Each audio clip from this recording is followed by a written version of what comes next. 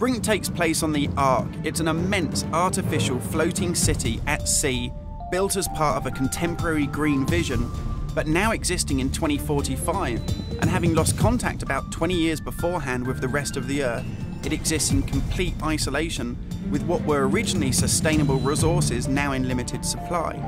The result of this is that competing social factions have been thrown into an isolated and horrific conflict. We're heading to the Ark's airport. This was the original location that celebrities flew in and out of and had their photo opportunities, but it's also, because it's being deserted and disused for 20 years, the ideal location for me to show you a couple of the game's features in the absence of any enemies. Now, Brink uses those same familiar shooter controls that you're used to, but without the artificial constraints, because we've developed a new system that we're calling SMART. It stands for Smooth Movement Across Random Terrain.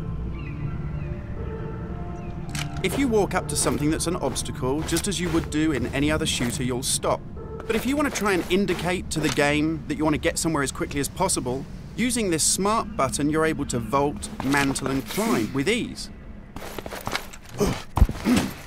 And this is a cool system for helping you navigate through the game, but it's not an autopilot. You don't enter a canned animation that you can't get out of. It's great for advanced players too.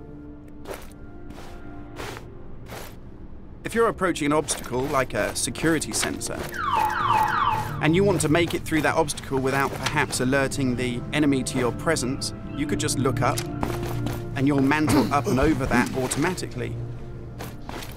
And by the same token, if you use your same SMART button just running towards something and looking down, you'll indicate to the game that you're able to slide under something. And this is really important because in Brink, we want you to be able to make tactical decisions about where you go and how you play.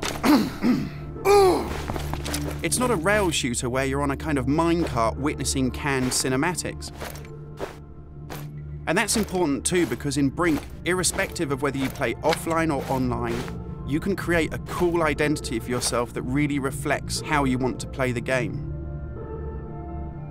So in Brink, you take on a combat role that suits your preferred playing style, whether you're on the front line attacking the enemy or perhaps at the rear doing support.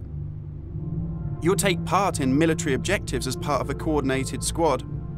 And when you complete these successfully, you'll earn experience points that allow you to unlock cool upgrades for your weapons, really cool abilities that suit the way that you want to play, and also cool outfits that reflect what a badass you are. And you can do this irrespective of whether you play offline in traditional single-player style mode with no internet connection, or play cooperatively with up to 7 friends, or go online and play fully where the entire game is full of strangers.